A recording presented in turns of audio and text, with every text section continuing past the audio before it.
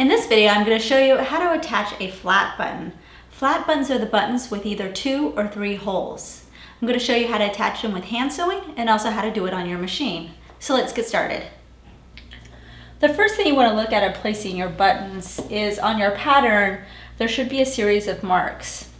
Now this lists not only the buttons, which are the X's, but also this bar right here, this is the buttonholes. Obviously they're going to be overlapping because you want your button to fit through your buttonhole. Since we're just doing the button part, you're going to transfer these X's onto your fabric piece. It's a good idea to do this before you sew it together, right after you cut it out. If for some reason you forget to do it or your marks rub off, a good rule of thumb is locate where your first one is going to, then measure to the next one and use your measurement to actually mark on your fabric. So if I measured this to this, it's 5 inches. So I'm going to mark this, measure 5 inches, mark my other one, measure 5 inches, and mark my other one. So that's what you should do if for some reason you forgot to put your marks on. So in order to place my marks, all I'm going to do is lift this up and make an X with my marking. So now we're going to move on to what these buttons are. Here's an example of a flat button. Buttons, of course, come in many different varieties and sizes. This one has 4 holes. Sometimes they have 2. This is the underside of this button. It's just a flat surface and it's shiny. This is the top part. It has a ridge around it and it's not as shiny. So usually the way it comes on the card is going to come face up. So you just want to check to make sure that the face up side is the side you have showing once you sew it onto your garment. So the first thing I'm going to do is show you how to sew it on by hand. So here's our X. I'm going to take my button and I'm going to place it right on top of that X. Once you cover the button, it's kind of hard to see, but you just want to get as close as you can to placing it in the middle there. So I have my needle and my thread for my hand sewing. I tie a knot at the end of my thread. What I'm going to do now is I'm going to come from underneath the button of my garment into one of these holes here. If I can find one, sometimes it's kind of hard to find. There we go. So I go up through one hole, then I'm going to go diagonally down into the next hole. And then I'm going to go up through my original hole again.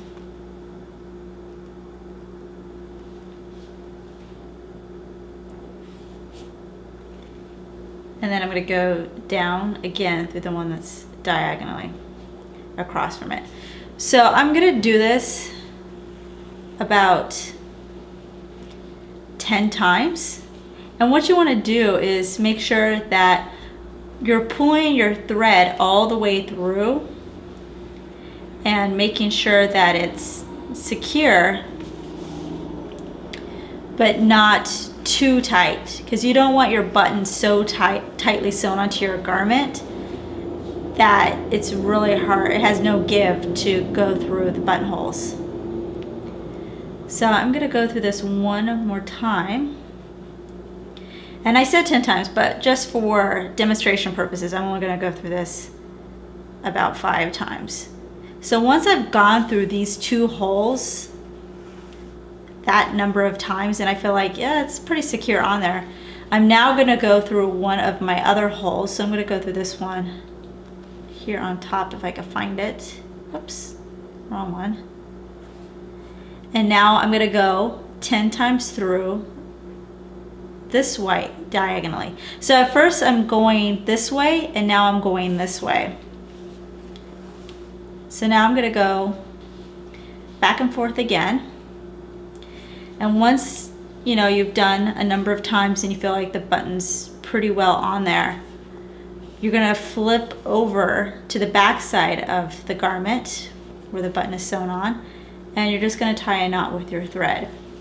So I mean, it's not really that time consuming and difficult, but next we're going to show you how to do it on your sewing machine, and it's a lot faster. It takes like 30 seconds and it's so easy. All right, so let's say that was about 10 times. I guess you can do it from 8 to 10 times because that button feels pretty secure on there. So what I'm going to do is I'm going to flip it over.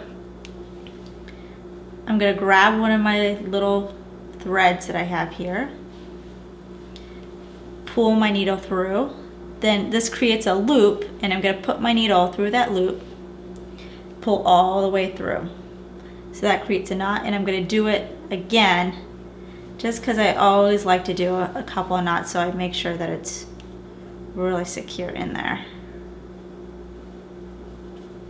And then all I do is just trim it off. So now I'm going to show you how to do it on the machine.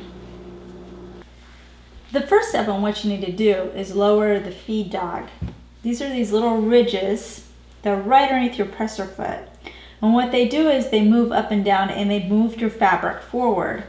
Because we're doing a button, we want to stay in the same spot. So we don't want these feed dogs to move the fabric forward. We just want to stay in one spot. So there should be some place on your machine where you can lower these. Mine is underneath the machine right here.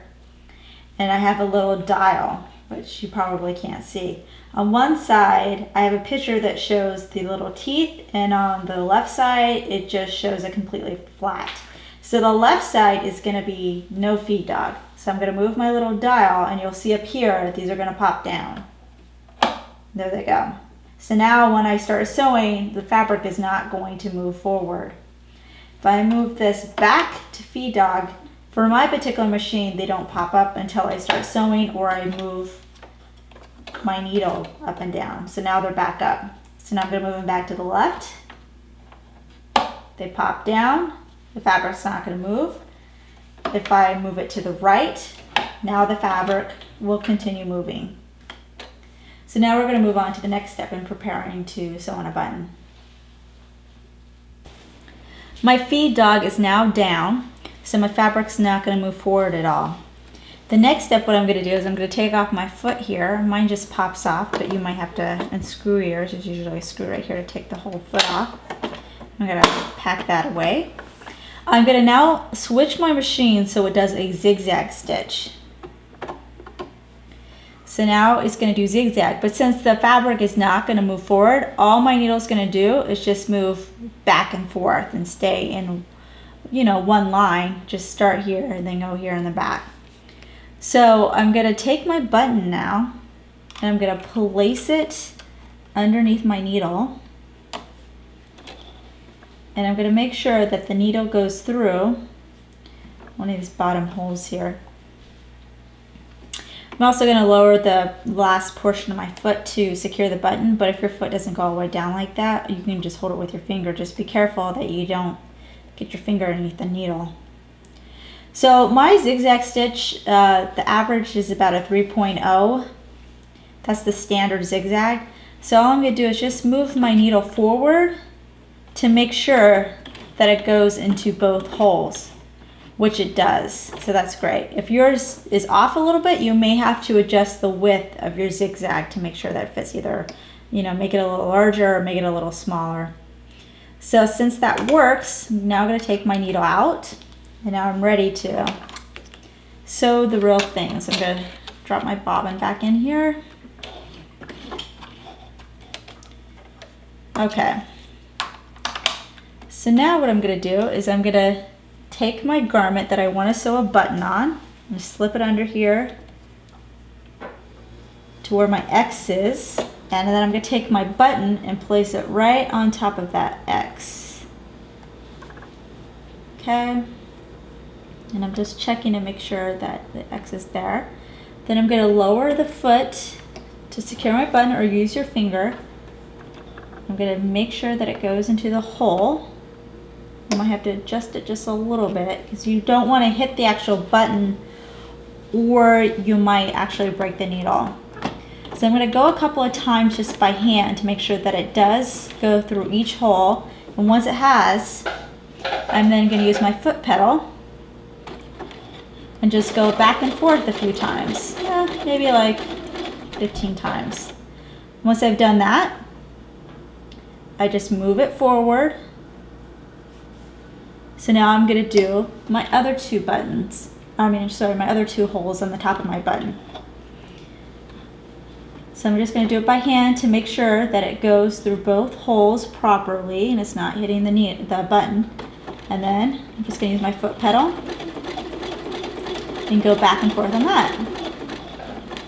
So once you go into that numerous times, you just pull it out, and now this button is secured, and that's it. So that's how easy that was. So I'll do another one just to show you how to do it again. Let me just pull my threads here. So I'm going to find my X. I'm going to get a button here. I'm going to line it up underneath the X. Lower my foot. Okay, and then I'm going to make sure, see, that's going through the top one, so I just have to adjust it a little bit. Okay, now it's going through the bottom one. It's going on the other side. So that's working. So now I'm going to hit my foot. Go back and forth.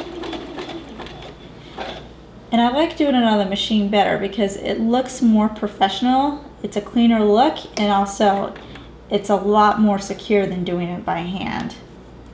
So now I'm going through the top. I just moved my button a little bit down. I'm going to go back and forth on the top for a bit. Okay, and now I'm just going to take it out and cut the thread, and that's it. That's all there is to it.